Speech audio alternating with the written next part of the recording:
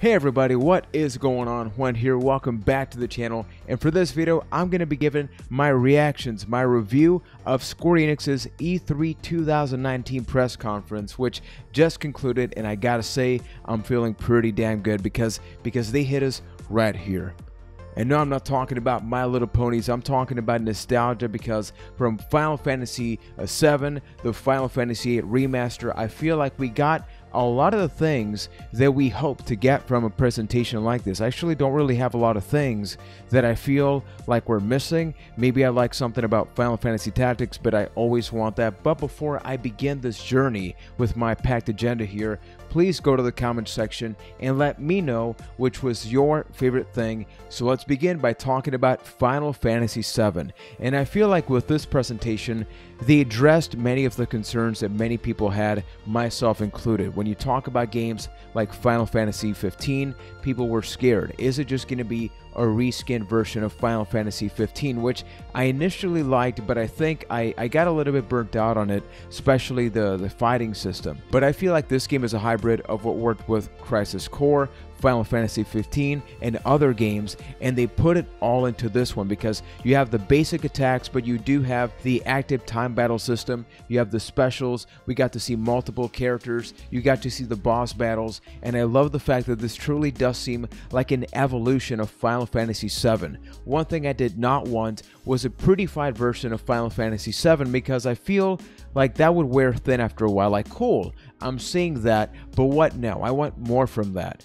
And we got a hint of what the boss battles could be like. Now I'm thinking like, man, what's this gonna be? What's that gonna be? The fact that it's not gonna be in just one Blu-ray disc, but two Blu-ray discs. And think about the fact that, yeah, unfortunately, maybe it's gonna take us many years before we witness the entirety of Final Fantasy VII, the remake, in this form. But I'm happy. I love the music. I love the remix stuff. I love the fact that we got Tifa. We got everybody in the team right now, and it's just a matter of waiting for this to come out early next year. So rest assured, this is going to be a game that the moment that it comes out, I'm going to stop playing everything else and just focus on this and really take it in.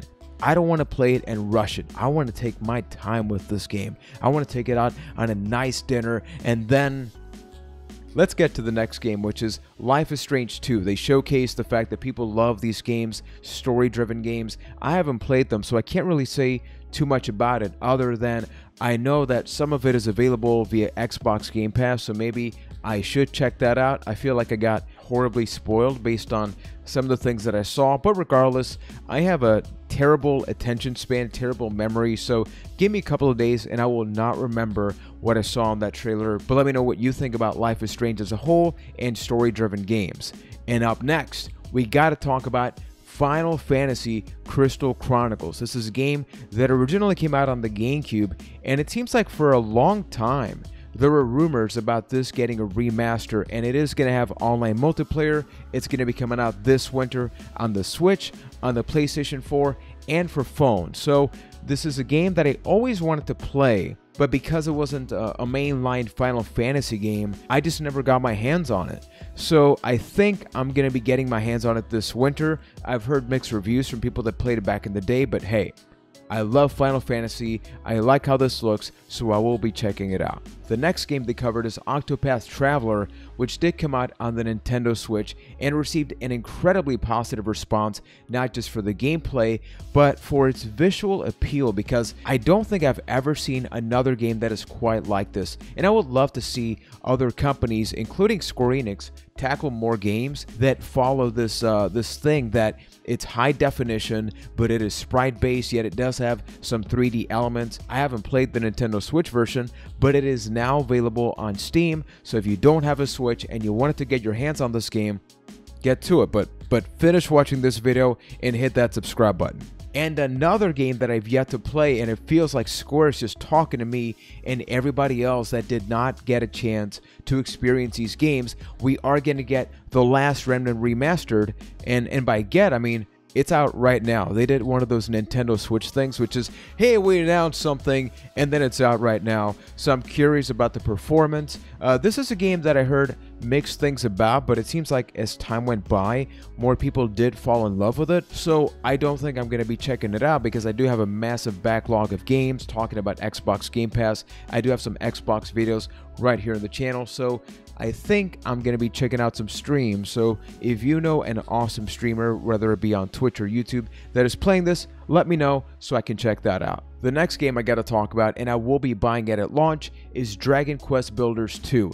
And I was incredibly excited when I found out that they were going to be releasing a sequel to the game, which came out on the PS4, it came out on the Nintendo Switch, and I think it came out on the PS3 in Japan. Don't quote me on that though, but I loved so many of the things about the first game. I thought that the battle system was a little bit too simplistic for my liking, but I love the fact that with a game like this, you can combine the building elements from something like Minecraft with a really rich story that doesn't take itself too seriously.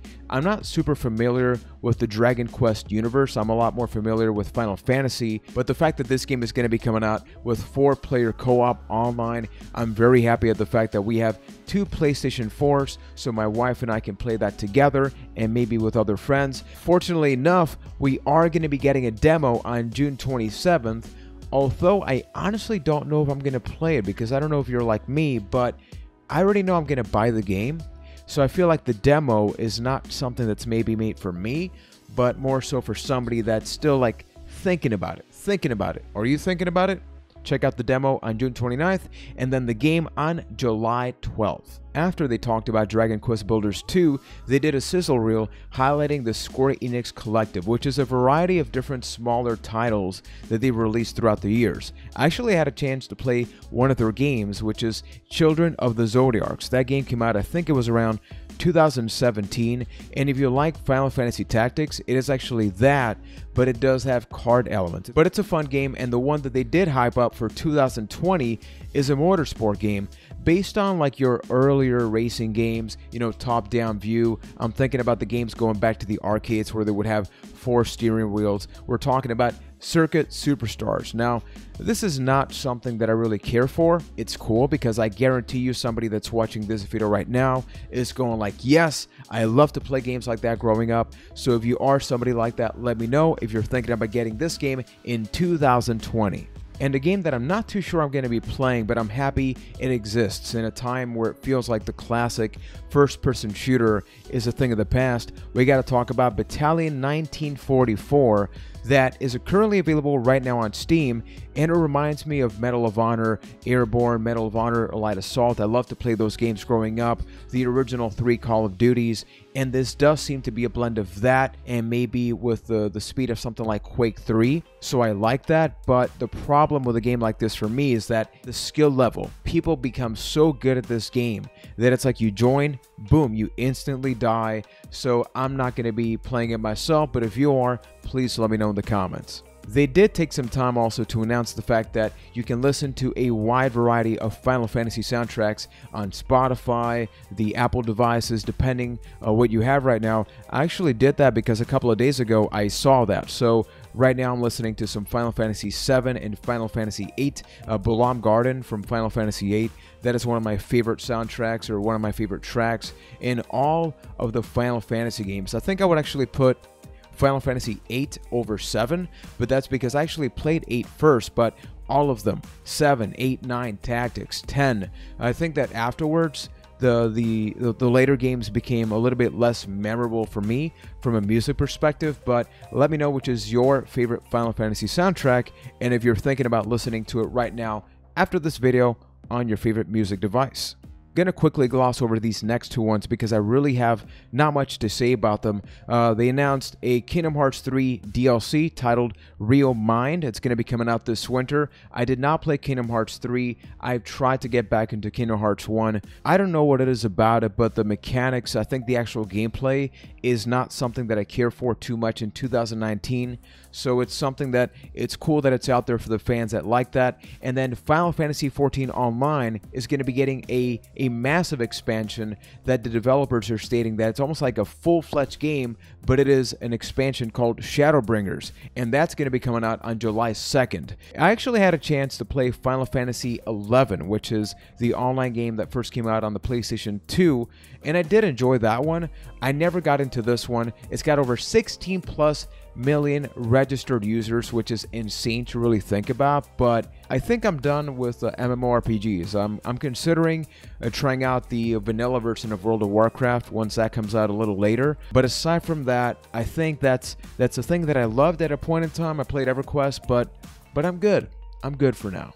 Now, another game that I am interested in checking out, I'm not super hyped about it, but I did play the original one, Dying Light 2. Initially, when I saw this trailer, it seems like they made a lot of changes to the engine or something, because visually speaking, it did seem a little bit different. Now, maybe it's just me, maybe I'm a little tired, but I even got some Mirror's Edge vibes. I even told my wife at one point, like, is this like post-apocalyptic Mirror's Edge or something? But this is the type of games that I'm getting tired of, the games where you go to a place, you get a quest, and you got to go do it, and eventually you go down into the sewers. I know that I'm pretty much stating what most video games are, but I feel like in the open world type of game, like Far Cry, games like this, my wife absolutely loves those games, but I tend to enjoy a more linear experience, which is why I like action adventure games, RPG games, because they're telling me this very specific story in this very specific way. But if you like Dying Light, let me know what you think about it, because I thought it looked pretty good. I gotta do more research about this next game, because I always thought Final Fantasy Brave Exvius, hopefully I'm saying it right, was like a card game for mobile devices, which I still think it is or something, but I just don't really like to play games on my phone, whether it's an emulator, whether it's an official full-fledged game like Grand Theft Auto 3. But I saw this War of the Visions. Final Fantasy Tactics is one of my favorite video games of all time. So when they got to the end of the trailer, you can even see my face. I'm going like, wait, what? I was not expecting this. So I'm not sure what this is. The problem is that I just do not like to play games on my phone. So even if Final Fantasy Tactics 2 came out on a phone, and I'm not talking about the advanced games, I don't think I will play it, because I like my controller. I like sitting down at home and playing there. But if you like Brave Exvius, let me know what you think of it. And what do you think about War of the Visions, and are you going to play it once it comes out? Now, the next game, and it feels like after Avengers and Final Fantasy VII, Outriders was the game that they were really just trying to sell us on. First impressions are very important, and I think they did a good job, because this is a 3-player drop-in, drop-out co-op game. It's going to be coming out summer 2020, made by the people that made Gears of War Judgment and Bulletstorm, and they even did like a documentary type thing where they called it a dark modern shooter with a strong story to enjoy with friends or on your own. Whenever I hear and read things like that, I'm like, okay, but really when it all boils down to it, it's going to be a repetitive game that's going to be fun, but don't oversell us on the story, because usually it's not nearly as good as they make it out to be. I know it's their job to sell that, so I'm skeptical. I'm skeptical because I like what I saw, even though it really wasn't a gameplay, but it gave us a nice taste of the feel, and I feel like Outriders could definitely be the game of the summer in 2020, and based on the fact that they have Final Fantasy VII at the beginning of next year and they have this in the middle, it seems like they're definitely getting ready to just take over. Oh, I completely skipped over something. Saga Scarlet Grace and Romancing Saga 3 for the first time West. I literally just read what I wrote in my notes here. I never played these games. Apparently, it's their first time coming out here. I had always heard of Romancing Saga. I didn't know there was a third game. I think one of the other ones came out on the PS2. But, I mean, hey, let me know what you think about them. I know there was a Saga game on the PS1, but I really can't talk a lot more about that. But I'm assuming if you love these games, you're probably crying right now. And you're awesome, because you got to enjoy the awesome games that are awesome. Now, this next game is something that I really got to keep my eye on, because it really caught my interest fairly quickly. And we're talking about Oninaki. And it's got this cel-shaded style, and it seems to be like an action dungeon crawler with a leveling system. They talked a lot about the dead, so I don't know if there's a live and dead element. So like if you die, you become a ghost. I am overly explaining this game right now for something that I really know very little about, and honestly, I'm just talking a lot right now, so you get to see some more epic gameplay, because I think that this game looks pretty great. Coming out August 22nd on the Nintendo Switch and the PS4. I think that for games like this, maybe they will run fine on the Switch, but just to play it safe, I'll probably get it for the PS4. And afterwards, they finally got around to this game because it feels like they were never going to port Final Fantasy VIII to modern devices. We had 7 and 9, and it's like there's a number between that, but I think just somebody at Square forgot.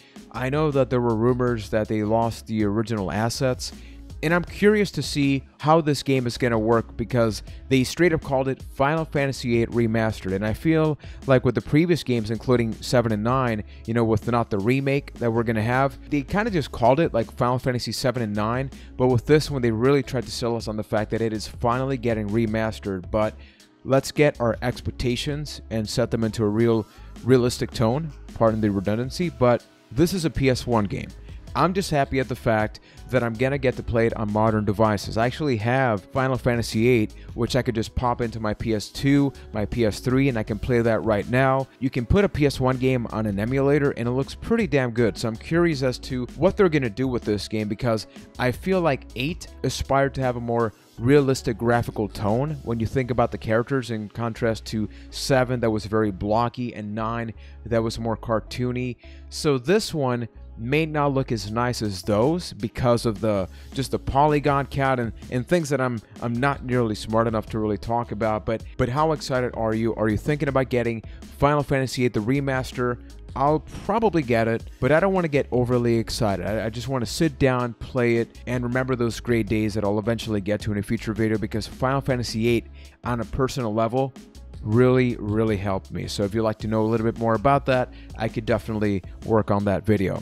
And then last and certainly not least, and I feel like once again, Square did such a great job because we didn't get your Just Dances, you know, your Bethesda conferences that I felt were a little lackluster. It feels like here, there was always something really good. Just before this, we got Final Fantasy VIII Remastered, so we're already super happy. Then, boom, Avengers. Not only did we get a lot of information, we got a release date, which is May 15th, 2020. We found out that it is going to be a multiplayer, or it is going to have a multiplayer component. It feels like there's going to be the single-player story focusing on Captain America, Thor, Hulk, Black Widow, and Iron Man, but they are going to have an online component. They're not going to charge you for any additional heroes. There's not going to be any loot boxes or pay-to-win scenarios. So I like the fact that it seems they're going to be really honest and real about this. And I also like the fact that they're not using the original movie cast, because I feel like if you had your Tony Stark played by Robert Downey Jr., people are just going to be thinking about the movies. And based on the way things concluded, I think it's nice that we're going to be having a brand new original story told by these developers. And the fact that we have a top-notch team of voice actors means that I am super excited about this game. And I am curious about the story because although it seems to focus on the Avengers that I previously mentioned, we did see Ant-Man in there. So it begs the question of who else are we going to see in there? Are we going to see Spider-Man? Are we going to see Wolverine? I don't think so, because I feel like people are going to be left with more desires to want more. And maybe the story could get a little bit convoluted. It does seem like the Avengers were framed for something. It's been 5 years. Bad guys are back, so guess what? We gotta assemble the Avengers once again to get the job done. But let me know what are your thoughts about the Avengers game. I think that I'm really happy at the fact that we are going to have Marvel Ultimate Alliance 3 on the Nintendo Switch, and that one's going to be top-down hack and slash. But this game, it gave me a bit of a Tomb Raider vibe slash sped-up God of War, and I'm not talking about the original God of War, so I'm talking about the PS4 God of War, because I like the camera angle where it was placed behind the characters. It was at a slight angle. The models seem to have a lot of weight to them, like they're not floaty. So we have the cartoony game on the Switch, and then with this, we're going to have this top-notch game that I feel is unquestionably going to be one of the top games of 2020. So once again, I loved everything about Square Enix's press conference. Even the games that I'm not thinking about getting, I just love the flow of it. So let me know which was your favorite thing about the event. For me, it has to, without question, be Final Fantasy VII. I feel like that is just the one game that I've always wanted. Final Fantasy VII and VIII are my most special games of all time because not only did they introduce me to one of my favorite genres, which are role-playing games, but I feel like I developed a connection with the characters. I love the fact that at that time we did not have voiceovers, so I would think to myself, what do those characters sound like? And now we actually get to see that unfold in front of us in 2020. So if you enjoyed this video, do consider checking out my Xbox Game Pass Ultimate reaction video, as well as my review and my reaction to the Xbox press conference. And I have a ton of videos on the channel, so welcome. Hit that subscribe button. I talk about modern games. I had a video about Game Boy Advance Barbie games. So really, I just want this to be a brand new experience. So thank you to everybody that recently subscribed. Don't be afraid to go to the comment section and let me know what you would love to see from this channel. We own a Nintendo Switch, PS4, PS4 Pro, Wii U, Xbox, Xbox One. We got everything. We just care about video games. I am not a console hater. I am not a console fanboy. I just love good games. So thanks for watching. Hopefully I get to cover a little bit more, but it is going to be more towards the weekend as my work week is packed. But thanks for watching and take care.